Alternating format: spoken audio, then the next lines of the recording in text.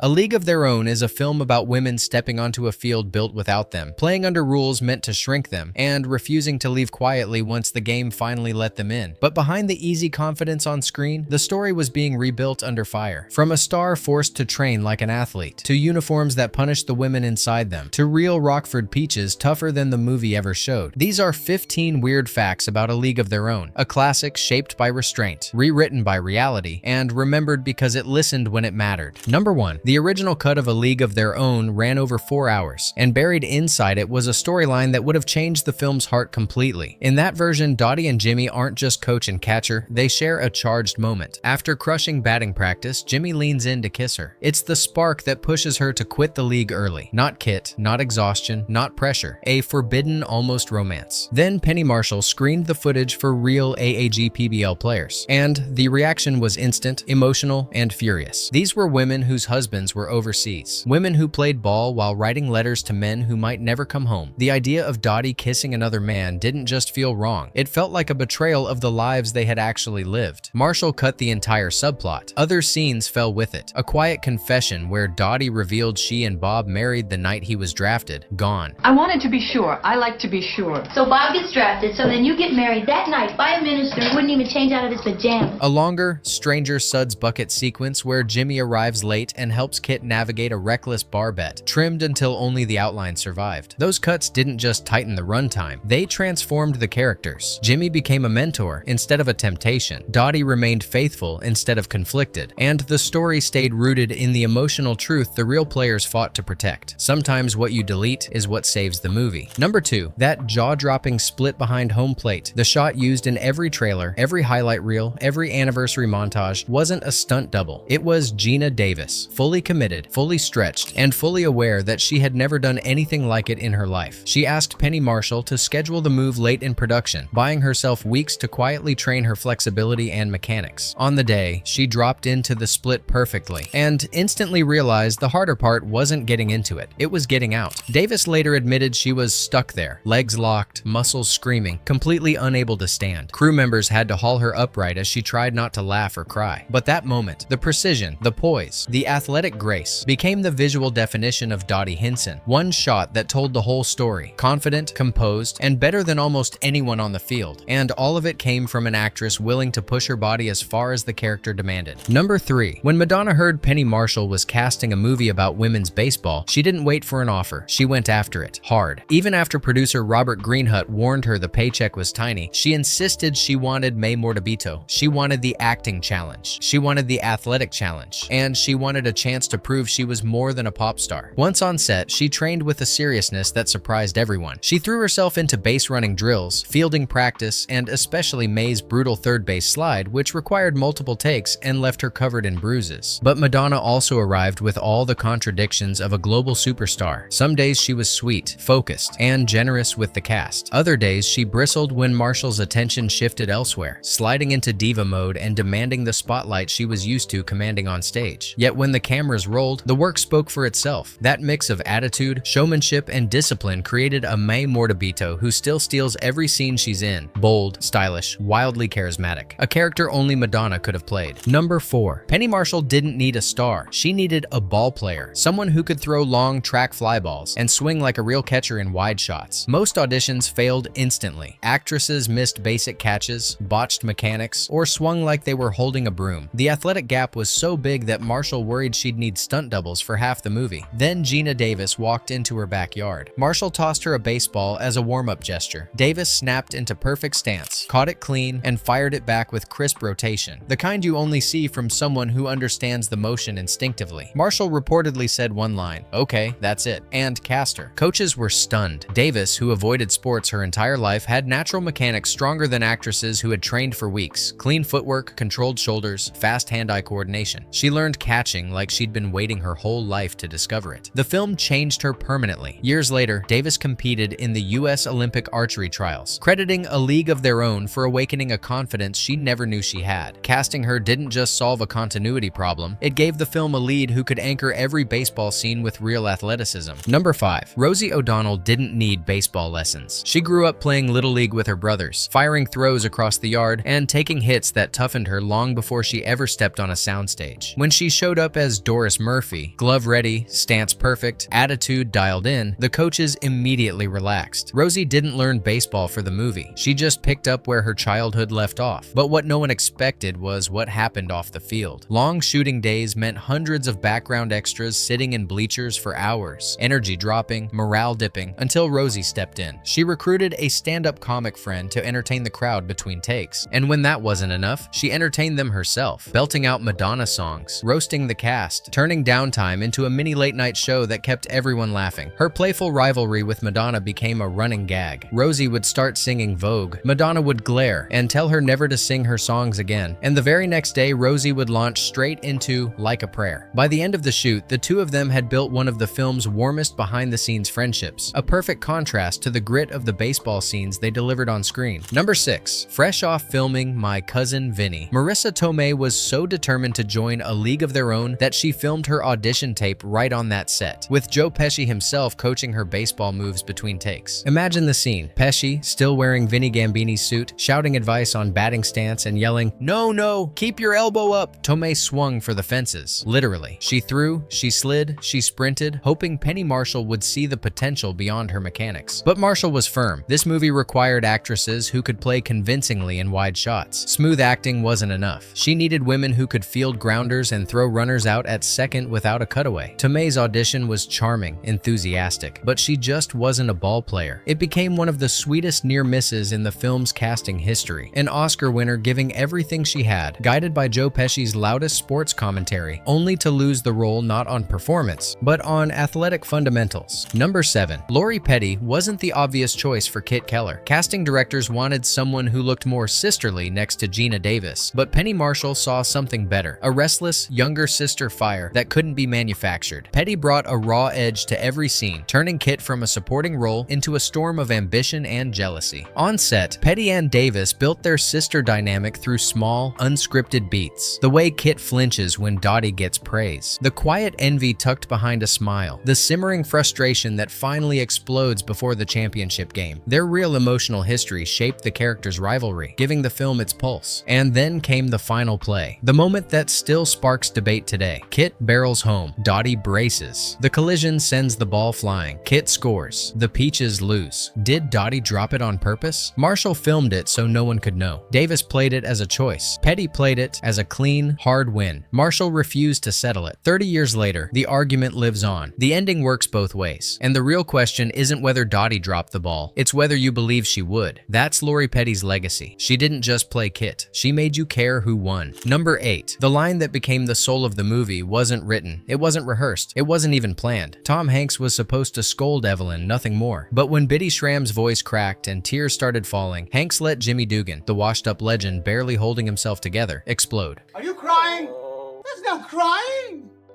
There's no crying in baseball! The rant kept building, each word sharper than the last. The stunned reactions from the actresses, completely real. Penny Marshall cut the camera and said, "That's it. That's the scene." One unscripted outburst became a defining moment, the perfect snapshot of a man who's broken, brilliant, furious, and somehow still fighting for the game he loves. Number 9. The AAGPBL uniforms weren't fashion. They were restrictions dressed up as style. Costume designer Cynthia Flint recreated them with brutal accuracy. Short skirts, tight waists, stockings. The same outfits the real players were forced to wear while proving they could compete. They looked great on camera. They were agony on a diamond. Sliding meant bruises on top of bruises. Madonna shredded her legs within days. Rosie O'Donnell joked the uniform was designed by someone who'd never run for a bus, let alone a base. But the discomfort wasn't a mistake. It was the same contradiction the real Peaches lived with. Play like men, present like cover models. When the cast complained, former players visited set. They didn't coddle them. They smiled and said, "Now you know." Those skirts weren't just costumes. They were the reminders every woman carried while breaking the rules of the era and winning anyway. Number 10. Before A League of Their Own became a cultural landmark, Penny Marshall walked it straight into 20th Century Fox. Confident, hopeful, and carrying a script that blended comedy, history, and sports in a way no one had tried before. And Fox didn't hesitate. They said no. Not maybe, not almost. A flat rejection. Executives believed no audience would show up for a movie about women playing playing baseball. They thought it was too niche, too risky, too female. Marshall walked out stunned, especially after just proving herself with massive hits. So she took the same script to Sony, and they didn't blink. They greenlit it with enthusiasm, betting big on Marshall's vision. When the film exploded into a classic, Fox execs quietly admitted what everyone knew. No one forgets the studio that said women's baseball wouldn't sell. Number 11. Batman Returns wasn't just any competition. It was a cultural earthquake. Dark, stylish, heavily marketed, and led by Tim Burton at the peak of his power. Opening against it in July of '92 looked like box office suicide. And then A League of Their Own stepped up to the plate. Its first weekend brought in a strong $13.2 million.